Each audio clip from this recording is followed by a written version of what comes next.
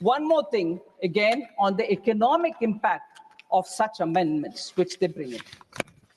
It's a test for every one of us, whether it is one amendment today or another amendment tomorrow. Does it have an economic intent for the larger economic good, social intent, process, constitutional spirit? Let's see, let's test each one of our acts, the amendments that we bring in, and then decide whether what we are doing is right. Sir, the Soviet model, which the Congress party copied under Prime Minister Nehru, continued with Indira Gandhi, was a model which did not do any good to this country, sir.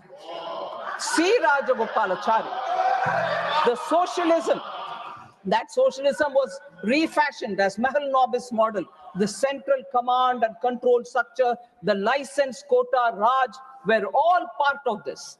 And in that, C. Rajagopalachari writes, sir, to the Prime Minister.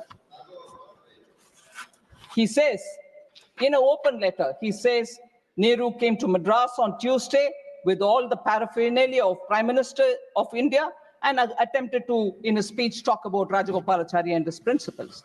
But here, in Swarajya magazine, he publishes it in 1962, February 17, and I quote from that article.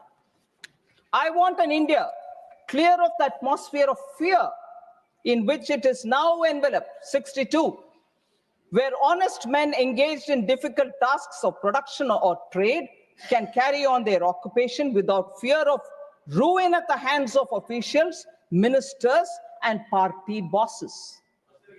He says that, I want an India where talent and energy can find scope for play without having to cringe and obtain special individual permission from officials and ministers, and where their efforts will be judged by the open market of India. And so on. He goes on, sir. I want the corruption of this permit license Raj to go. He says that. So a member who was part of the Congress party himself writes to Pandit Nehru saying this cannot go on. Your socialism is ruining this country. The license permit Raj could not continue because you are leading to corruption. Sir, periodically, Congress questions, hey, BJP, RSS, Johnson, what was your role during the freedom movement? We all know it and we've said it, but I want to ask the Congress, what is your role in the India's economic freedom? What is India's economic growth? What is your effort in building economic strength of India? No wonder when we in 21 in our budget, if that is not true, sir, why in 1980 onwards the Congress party itself wants to dump license quota Raj? 91 they want to reform and then take the claim for it saying we are the ones we reformed. You didn't have to reform if it was so good. It was damaging the Indian economy and socialism was therefore brought into the Constitution's preamble through the 42nd Act only to Amendment Act, only to prove that they're doing right thing. Although that was not needed at all because the directive principle of state policy has enough and more. And that is where I want to bring this one particular important observation, sir. The Nehru Development Model written by Arvind Panagaria. Latest book. This will tell you, sir, from an academic perspective also, how the socialism, the control Raj, the license quota Raj of the Congress's 50 years of rule ruined our economy. Though the country did come to terms with its mistake and changed course in 1991, by then it had lost 4 precious decades. Moreover, the history built over these decades continued to haunt its development efforts even after the change of course. For one thing, the base income remained low. Given that the opportunity to grow rapidly had been missed in early decades. Therefore, even an acceleration in growth to 7 to 8% range on a sustained basis could not deliver genuine prosperity for another few decades.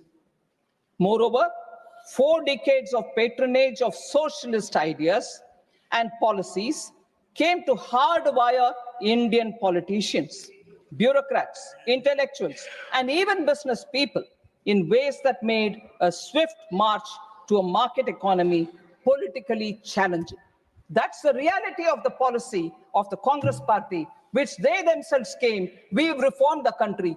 They baggaged the country in 50 years, and later they wanted to claim that they are reforming and bringing prosperity to this country, which is not true. So therefore, sir, when Prime Minister Modi gives a call that Arthik, first of all, sir, with all this socialism, 42nd Amendment to changing the preamble, the much promised Garibi Hatao has not delivered by them. If it's not been delivered by them, what did that socialism do to us? So when Prime Minister Modi says, Vikasit Bharat 2047, we all should have to work together to make sure that that is done with all of our responsibilities intact, and such changes to the constitution which they brought, which has only brought in decay for the Indian economy. I will not get into the details. Another paper from 2009, sir. Cato Institute Center for Global Liberty and Prosperity. Yeah, we are discussing the constitution and the mistakes done by the Congress party, as a result of which the Indian economy is suffering, sir. Socialism kills. The human cost of delayed economic reform in India, sir. I'll authenticate this and give it to you to show how Congress parties' attempts have only weakened the Indian economy. Sir, we changed that by clearly saying that the budget will now very clearly focus on the Indian economy, and as a result of which we will see a lot of economic growth. I'm not getting into the detail of the budget speech 2021, so paragraph 86.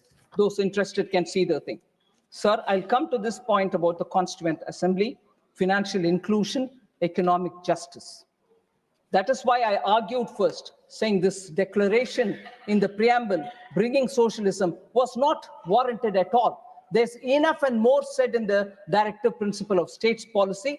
Directive principle of state policy is adequate for us to do all the social economic justice related activity. But no, the Congress party was doing it for their political agenda rather than for the larger good.